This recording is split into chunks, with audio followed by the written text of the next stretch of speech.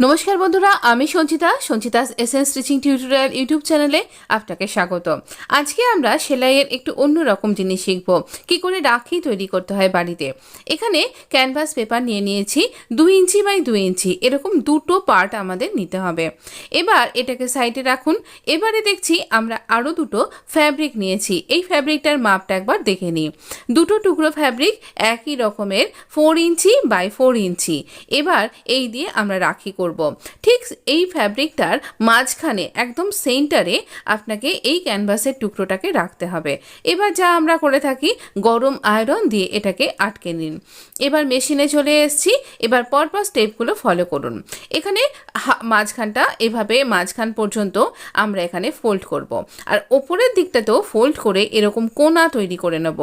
নিয়ে এইখান দিয়ে সেলাই করব না, একদম ধার ঘেঁষে ঘেঁষে সেলাই করব। আর এরকমভাবে সেলাই করছি, দেখুন আবারও নিচের দিকটাতে ওই একই রকমভাবে ফোল্ড করে এই ধার ঘেঁষে ঘেঁষে সেলাই করব। মাঝখানটা সেলাই করবার কোনোই দরকার নেই, এইভাবে স্টিচ করছি। ভালো কথা, আমি এই রকম রেড কালারের ফ্যাব্রিকের উপরে ইয়েলো কালারের সুতো দিয়ে কেন স্টিচ করছি, আচ্ছা একটু বাদেই দেখতে পাবেন খুনি। এইভাবে আমরা আমাদের 4টে ধারকে স্টিচ করে নেব। এই রকম করে আমরা স্টিচ করছি। একদম কোনাগুলো স্কোয়ারের কর্নারগুলোতে ঠিকভাবে ছুঁচকে লক করুন। তারপর পুরো অংশটাকে ঘুরিয়ে নিয়ে আবারও এইভাবে স্টিচ করুন। যেভাবে আমরা স্কোয়ার নেক স্টিচ করেছিলাম ঠিক সেই রকমভাবে। স্কোয়ার নেক কী করে স্টিচ করতে হয় যদি দেখে থাকেন একবার দেখে নিতে পারেন। এবার আমাদের স্টিচ করা হয়ে গেছে। এবার ইয়েলো কালারের রহস্য, এই দেখুন আমরা স্টিচ করব একটা লেস, একটা গোটা লেস। তাই জন্যই আমরা ইয়েলো কালার নিয়েছি, যাতে এর সাথে ম্যাচিং হয়ে যায়। তো এই রকমভাবে ওই সেলাইটার উপর দিয়ে দিয়ে স্টিচ করব। আর এখানে ওই কর্নার অংশটাতে এই গোটা লেসটাকে এরকমভাবে কোনা করে ফোল্ড করে দেব, দিয়ে স্টিচ করব। এমনভাবে ফোল্ড করব যাতে কোনা অংশটা সুন্দরভাবে এখানে বসে যায়। এই রকমভাবে আমাদের 3টে কোনাতেই ফোল্ড করতে হবে। আরে 3টে কোনা কেন, 4টে কোনা আছে তো। আহা, ওখানটা তো আমাদের কেটে স্টিচ করতেই হবে ফোল্ড করে, তো এই জন্য এই রকম। তো এইভাবে আমরা এখানে পুরো কর্নারগুলোতে স্টিচ করব। একদম প্রপার করবেন। দেখুন আপনার ভাই বা আপনার দাদা, আপনার ভাই কিন্তু আপনাকে সবসময় রক্ষা করবেন, তাই জন্যই তো আপনি তাকে রাখি পরাচ্ছেন। আর সেই রাখিটা যদি আপনি নিজে হাতে তৈরি করে দেন তাহলে তিনি কতটা খুশি হবেন। এবার ওই যে বেরিয়েছিল অংশটা আমরা কাট করে দিলাম, আর এবার এখান থেকে এই অংশটাকে নিয়ে গেলাম, নিয়ে গিয়ে একটু অংশ রেখে বাকি অংশ কাট করে দেব, দিয়ে এই অংশটাকে ফোল্ড করে এইভাবে স্টিচ করে দেব। এই রকম করে প্রপার ওয়েতে আমরা এখানে স্টিচ করে দিলাম। আমাদের স্টিচ তো কমপ্লিট হয়ে গেছে। এইভাবেই আমরা আরও একটা পোর্শনকে স্টিচ করব, শুধু গোটা লেসটা লাগাবো না। এই দেখুন আমার এরকম করে আরেকটা অংশ স্টিচ করা হয়ে গেছে। এবার তো সেই রেশমের দড়ি যেটা দিয়ে রাখি বাঁধা থাকবে, এই হলো সেই রেশমের দড়ি। তো হাতের মাপ করে কাট করে নিয়েছি, আর এর মিডিলটাতে মার্ক করলাম।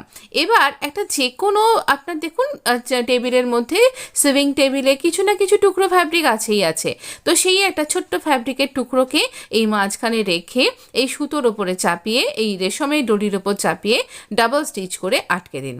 ব্যাস হয়ে গেল তো। আর এই যে আমাদের ভেতরের যে অংশগুলো ফোলা ফোলা হয়ে রইল, এর জন্য রাখিটা একটু উঁচু উঁচু থাকবে। আপনাকে এর ভেতরে কোনো স্ক্র্যাপ ফ্যাব্রিক ভরতে হবে না। এবার দুটোকে মুখোমুখি আটকে একটা পিন দিয়ে জুড়ে দিন। এরকম জোড়া হয়ে গেল। এবার আসল ব্যাপার, একটা সুতোর রিল নিয়ে নিয়েছি। এই সুতোর রিলটা আগে খানিকটা আমি সেলাই করে স্টিচ করেছিলাম। এই আগের যে কুর্তিটা তৈরি করলাম ইয়েলো রঙের সুতো ব্যবহার হয়েছিল। বাকিটা আমি এভাবে ব্লেড দিয়ে কাটছি, খুব সাবধানে কাটবেন। আর যদি কোনো ছোট বাচ্চা করেন তাহলে আপনাকে বলবো আপনি বাড়ির বড়দের সামনে করুন, বা আপনার মা বা বাবাকে এরকম করে কেটে দিতে বলুন। কখনোই কিন্তু ধারালো অস্ত্র দিয়ে কাটবেন না। এই ধরনের ক্রাফটের কাজ যদি আপনাকে রোজ করতে হয় তাহলে আমি বলবো এক ধরনের ছুরি পাওয়া যায়, সেই ছুরি দিয়ে এটা কাট করুন, ব্লেডটা নেবেন না। এই রকমভাবে আমি একটু বড় তো তাই করলাম সাবধান করে। এবার রিলটাকে বার করে দেব আর এখান থেকে খানিকটা সুতো এইভাবে তুলে নিলাম। এবার এরও কাজ আছে, একে আবার মাঝখান থেকে আমি কাট করে দেব।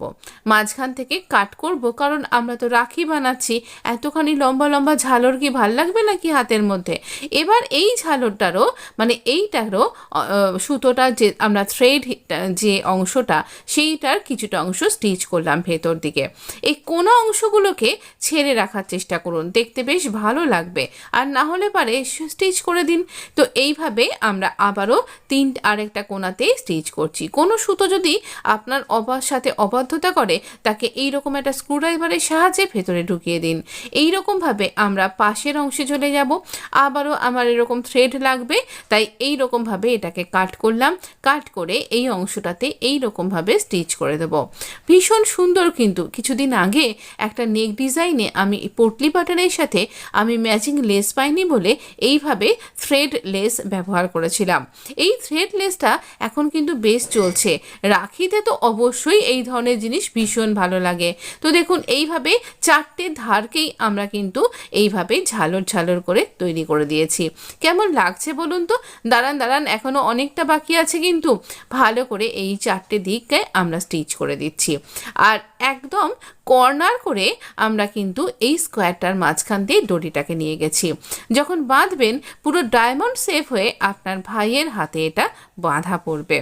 আর আপনার সমস্ত উইশের সাথে এটাও তার সৌন্দর্যটা বিকশিত করবে।